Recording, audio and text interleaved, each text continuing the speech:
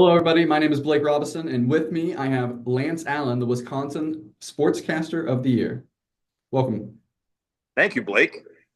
All right, Lance. Well, if you're ready, let's jump into it and get some questions out of the way. Absolutely.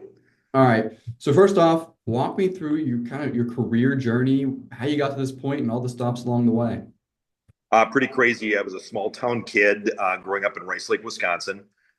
Didn't really know anybody that was in television, was able to work at a local radio station, which was a blessing. I actually started at the local radio station when I was 16, 17 years old, which quite frankly doesn't happen unless you are in a small town. So that was the one positive about growing up in a small town. But the negative of growing up in a small town is I honestly didn't know who to talk about or talk to as far as television comes into play. I went to Madison, and the good news was after I went to a 2-year community college, Barron County campus, then to Madison. Craig Kashan, who had been in Eau Claire in my home market, he was in Madison at that point, and I went running up to him. He probably thought I was some crazed fan.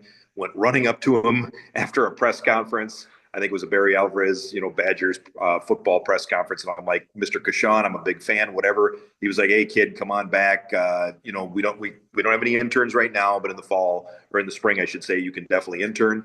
And the rest is history. So I interned at the NBC station in Madison, worked in Rhinelander, worked in Green Bay, and now I have worked in Milwaukee for 28 years. So I've been one of the few and the fortunate to work in my home state for my entire 32-year career. That's awesome. So, very few people can tout that career right there. But Yeah, so it's kind of a double-edged sword, Blake, as you well know. Like, we all have dreams, goals, and aspirations. And when people ask, like, did you ever consider other things? You always consider other things. But at the end of the day, it always was the best fit for my family, me, us, and just the knowledge that you have of things around here that you've grown up with that really, yeah, I always felt like the grass wasn't always greener, and home was the place for me. Well, with your job and kind of the community, I assume you've built, there's a distinct advantage to knowing the people that you work with, knowing the players you associate with, and knowing the people that consume your content. I mean, that has to be a pretty awesome privilege, no?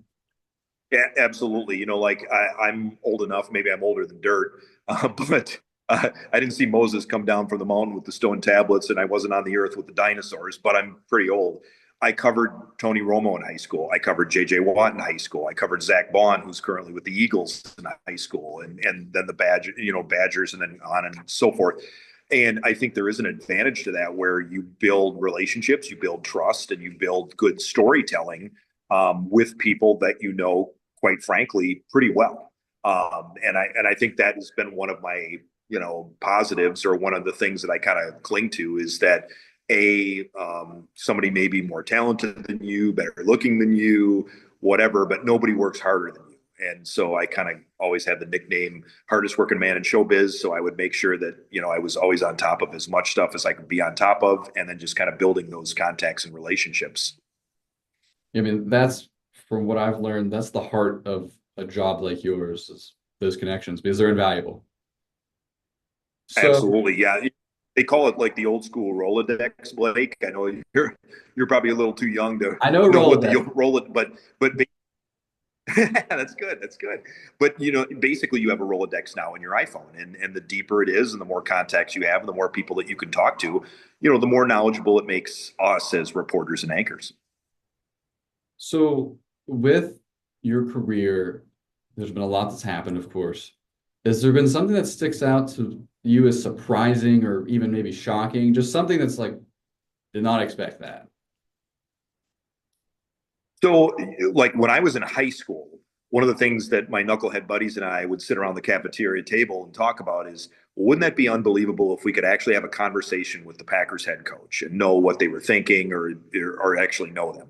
And I kind of lived that pinch me life where I did the Mike McCarthy show. I know Matt LaFleur, and I've done numerous things with him, and a lot of the newsmakers and sports people that are notable in this area. Unfortunately, Bob Euchre just passed away. I was good friends with Bob and had a great relationship with Bob. So that's been kind of the blessing, and some of the things that you talk about that were like, wouldn't that be cool, or wouldn't that be a goal, or wouldn't that be something? But then you have like things that weren't even a goal, a dream, an aspiration. And one of those moments is when Brett Favre came back, kind of built the bridge back to green. I was the person who interviewed him in the middle of the field with 66,000 people in the stadium and millions around the world, not to quote The Rock, but millions around the world literally watching it because it was on NFL Network, Packers.com. I had relatives in England watching it, and it was literally two people doing a 20-minute interview and everyone and with a tribute video and everybody watching this. And that wasn't even a goal, an aspiration, a thought. And now it's become one of the most incredible moments and one of the most watched live interviews, in these parts that's ever happened. And to me, it was an honor to be put into that place. Brett had to sign off on it, to have the faith and trust that we could go back and forth at a Q&A. And that was something that, as a young person, it wasn't even a dream, goal, or aspiration. And then the only other thing I usually say about that is I've been blessed enough that when I was young, like you, I didn't know if any of the Wisconsin teams would be any good. Most of them were, quite frankly, not good. And to cover Super Bowls and Rose Bowls and Final Fours and the PGA Championship and the U.S. Open and the Ryder Cup in your own state has been nothing but mind-boggling. And the only thing I've never covered is a World Series because I was 12 years old when the Brewers made their one and only World Series. So I'm hoping they do their part, and then I can say I've covered literally everything in my career. Well, baseball's a crazy sport, so who knows? We've had some, teams come out of the woodworks. It's true, unless you're the Dodgers and you just keep deferring money, then you can, but yes, Yeah. true. So with your career, would you say it stems from like a childhood dream? Because a lot of people stumble into it. A lot of people, it was a dream all along. Would you say that's the case with you? Yeah, I would say when it first consciously was a thought, Blake, was freshman English class, had a great teacher that kind of gave us the what do you want to do with the rest of your life speech. And of course, all of us as teenagers in freshman English class rolled our eyes and thought work was a dirty four-letter swear word. And literally, what made her a great teacher was she turned the question around on us and said, what would you want to do for the rest of your life that wouldn't seem like work or would seem less like a job and more fun? And I just distinctly remember a group of 20 to 25 teenagers standing up, pointing at me and saying he knows all the stats, he knows all the numbers, he knows all the players. In fact, usually he's sitting on the bench and doing play-by-play of our games when the coach isn't looking, so I wouldn't get in trouble. He would be a great sports reporter, a great sports announcer. And that's immediately when the light went on in my head. I wasn't even a great high school athlete, so I knew that college and the pros were probably out of the question. And for me, the second best thing was to talk about it and to get to see, people's highs, people's lows, and tell a lot of those stories of what, people have encountered. Yeah, there's a humanizing aspect to it, and I'd love to hear reporters and those in the media world, they love that human aspect and to be able to get to know these people and tell those special stories. Yeah, I think that's part of what we do now, Blake, to be honest, is, it's not just hits, runs, and errors. It's not just highlights and bites. A lot of what I do, for example, like specifically to when we're taping this interview, Sam Mayer, the NASCAR Xfinity driver, is from our area, and he came back home, and we caught up with him. And we're doing a story on kind of him switching teams and whatever, and just where he's at in his career and where he'd like to go. And when I was out in Philadelphia, I mentioned Zach Bond. In addition to interviewing the Packers, I went into the Eagles locker room, and sure enough, Zach was about ready to get out of the locker room and go celebrate with his family. But he took the time to do a one-on-one interview because he, remembered me covering him in high school, and now he's one step from the Super Bowl as of this, taping of this interview. And we do everything from soccer to high school to whatever it is. And I just think that there are some great stories to be told of people either overcoming things in their life or doing something beyond what even they thought they could do, let alone everybody on the outside. Yeah, again, that goes into the special aspects of being a state reporter and getting to cover the wide spectrum of stories.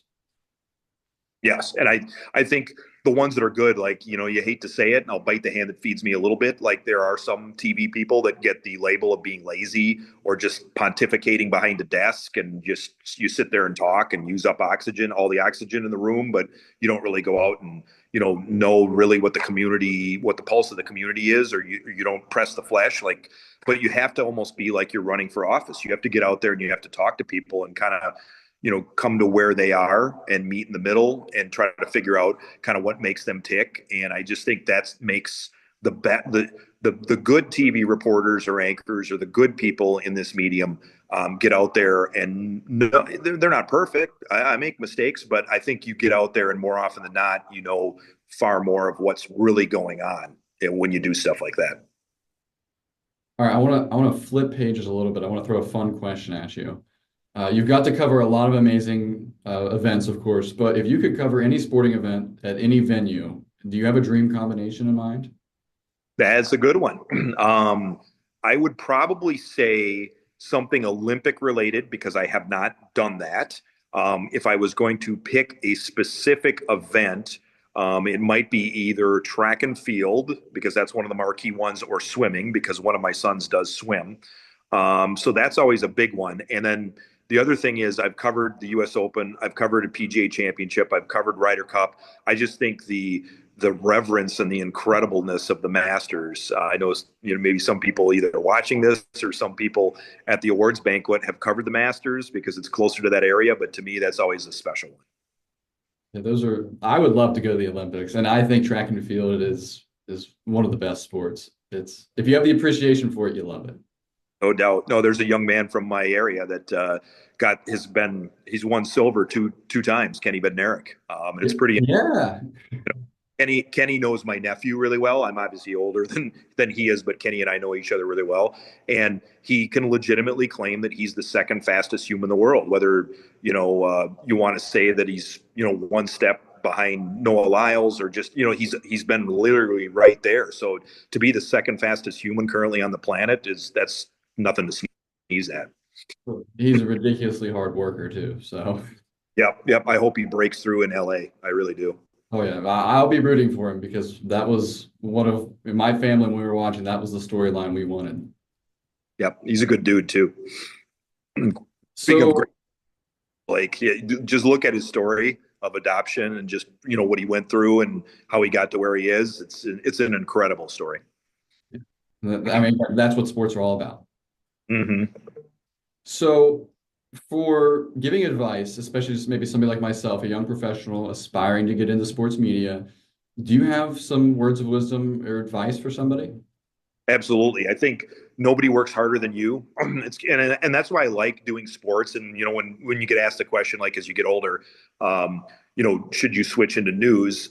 Part of me, I there are a lot of things that intrigue me in life. Like I love investing in stocks. I love, sometimes what makes politics. The politics are messy, but sometimes what benefits a community and maybe what doesn't benefit a community. But the reason why I've always stuck with sports and I love sports is because nobody can outwork you, and it's I know you have to have some level of talent. I know you have to have some level of being a type A personality, or being comfortable in front of a public. But I just think that I try to basically do as much research as possible to make sure that I'm as knowledgeable with my questions. And when people ask me things, once again, you're not going to be perfect, but I do think that the more you know, the better you are, and the better that you treat someone with respect. That at least I don't know everything about soccer. I didn't play soccer, or we have identical twin boys, and one was the volleyball captain and one was the swim captain in high school. And quite frankly, it was refreshing because like I played basketball, I played football, I played baseball, I played hockey. That stuff I knew a lot of the ins and outs about. But the other sports, it was like, okay, I knew a few basic things, but what was I going to tell them? Because they knew more of the plays and more of the stuff that they should be doing. So you educate yourself on, okay, how do you swim at 200 IM? Or okay, in a certain formation in volleyball, who are you looking to set up, and what are the better options and angles and things like that? And to me, I just love learning. So to me, that stuff is very intriguing. Wonderful answers. And I want to leave it here. Here's the microphone. Is there any last words, anything you want to get off your mind, anything you got to say at all? Yeah, Dave Gorin is a wild man. No, I'm kidding. Since you gave me the microphone, Dave's a great guy. So, um, I still think that great storytelling has a role in today's world. I know that the media world. There's a lot of topsy turvy stuff going on between you know newspaper, print, online, radio, TV, blogging. YouTube, whatever the future holds. X, whatever forum that you think is going to be the next. But I still think there is a huge place for great storytelling, and I do think that some of these stories of someone overcoming something that even they thought they couldn't overcome, or just certain stories of perseverance and triumph over tragedy, or just certain things that people go through, real people, real world people can identify with that, and those stories need to be told. Absolutely. Well, I love it. Again, thank you, Lance. This has been a wonderful interview. And once again, congratulations to Lance Allan, the Wisconsin Sportscaster of the Year. It's been a pleasure. I appreciate it, Blake. And my last question is, what do you want to do with your future? Turning it back on me. Yeah. What do I want to do? All right, make it quick and simple. I would love to be at this current moment, which I've got a long way to figure it out. Play by play for a school, a college, or something like that. Because from what I've come to learn, the community aspect is up my alley. So I think just take up a state school or some school at the collegiate level, be the play by play guy, get in there with the community and have a blast. And that's the dream right now. So, but long road ahead. I like it. No, keep working at it. And I had to make a decision when I was close to your age. And my thing was, I had had a couple of friends that got stuck in, I won't name any cities, so I don't tick anybody off, but they got stuck in cities where they weren't comfortable, like let's say doing double A baseball, or one of my friends actually worked in a top 10 market, but he was a Midwest guy. He was from the Milwaukee area, and he would apply for jobs here and always say, "Can you put in a word?" And he never got back here. And finally, he just got so frustrated that he, left the business. And to me, I was like, well, yeah, what if I get that play-by-play job in some middle of nowhere place and I'm not happy? And so I was really torn, because part of me, I've done play-by-play, I've done sideline reporting, and it's been really good because it kind of keeps my creative juices flowing to do a lot of different things. But I thought in the long run, it was best. This was maybe the more stable thing, and you get a family and stuff like that. And I still really enjoy what I do. And now I'm able to accentuate it by doing half-hour coaches shows and specials and talk shows, and host radio shows, and do a lot of the things that you want to do as well. So I would encourage doing as much as you can. Hey, thank you for flipping the question on me. I'm glad I was ready, but I appreciate it. No. But once again, thank you, Lance, and congratulations on becoming the Wisconsin Sportscaster of the Year. It's been a pleasure and a privilege. Thank you very much, Blake, and good luck in your future as well, my friend. Thank you, sir.